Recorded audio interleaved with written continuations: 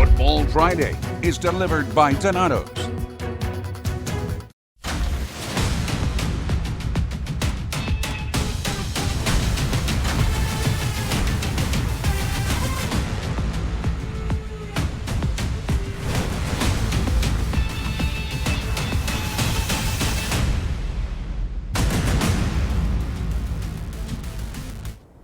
Welcome into Football Friday, the best open bringing us into, by the way. All presented by Donato's. Welcome in, I'm Adam Aaro. And I'm Andre Johnson. Tonight officially kicked off the most wonderful time of the year. And Adam, I am not talking about the holidays. We're talking about week one of the high school football season.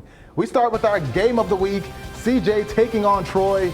The Trojans taking on the Eagles at Roger Glass Stadium. But the visiting team, they would fire the opening shots. Josh Mayfield keeps the ball on the read option, and the Trojan horse is galloping toward the end zone. No one's going to catch him. That's a 40-yard touchdown run to open the game. 6-0 Troy after the blocked extra point. Now on the next drive, the Eagles taking flight.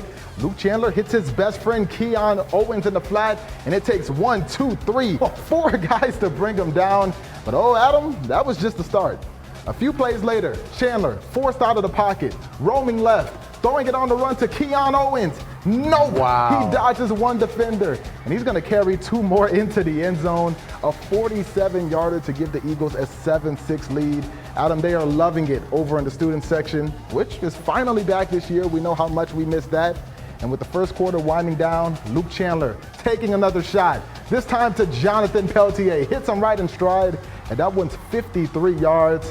A few plays later, we are going to the running back, Walter Sledge, the Sledgehammer. I mean, it's so easy, Sledgehammer. That's the only nickname he could ever have. I mean, really. And there's Meliana Papalios, the young lady on the field, to give her Eagles a 14-6 lead. Hey, there you go. All's good on the CJ side. Flags are waving, fans are cheering.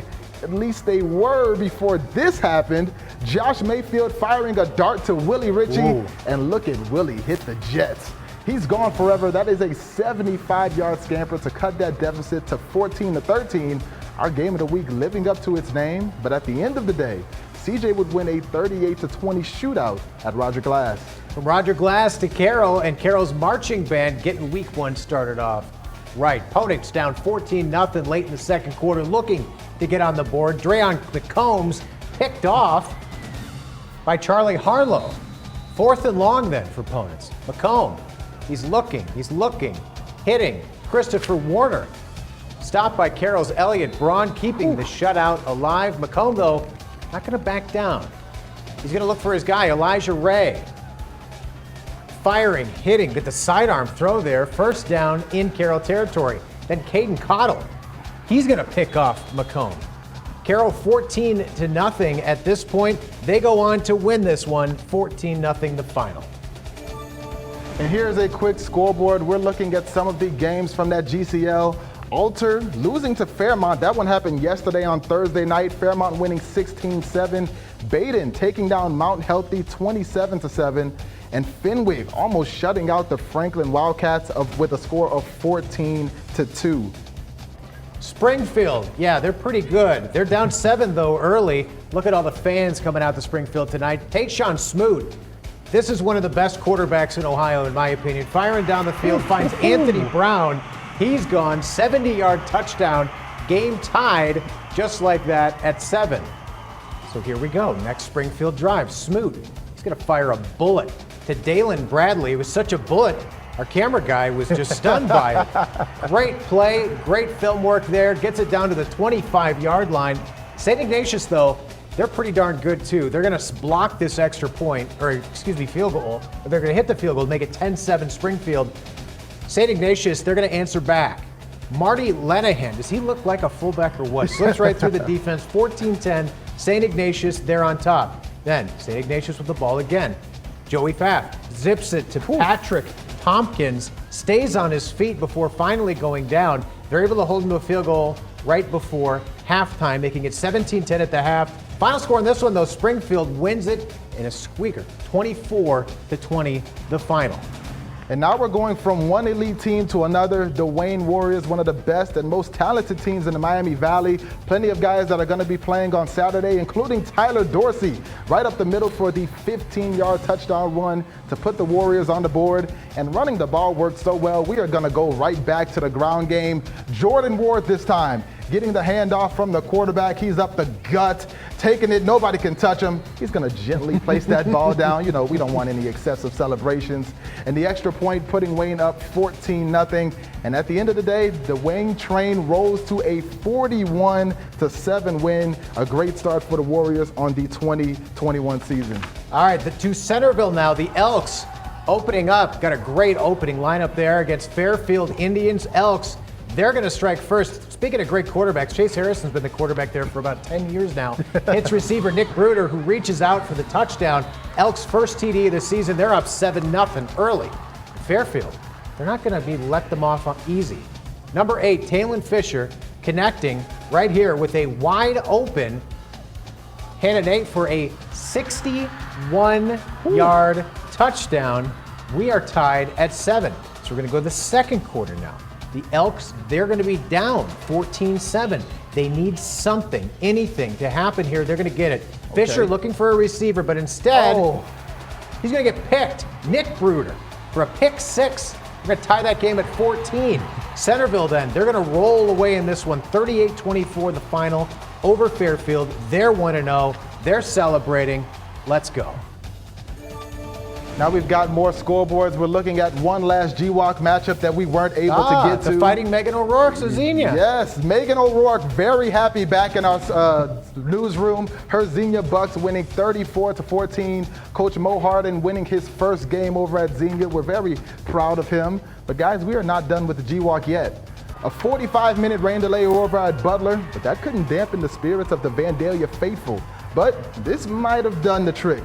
The opening kickoff of the second half bounces to Northmont's Javian Brownlee. He's going to find the crease. He's going to get to the sideline, and then Javian turns the burners on. Lightning striking once again at Butler, this time in the form of Javian Brownlee, putting the Bolts up 7-0. Now on the ensuing possession, Lucas Seibert trying to even it up.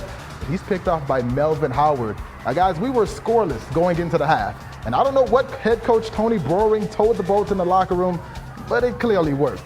The Bolts would score on the ensuing possession, so we're back to Butler, and they're working. Lucas hits Luke Mitchell, who hits the circle button spin move before being forced out of bounds.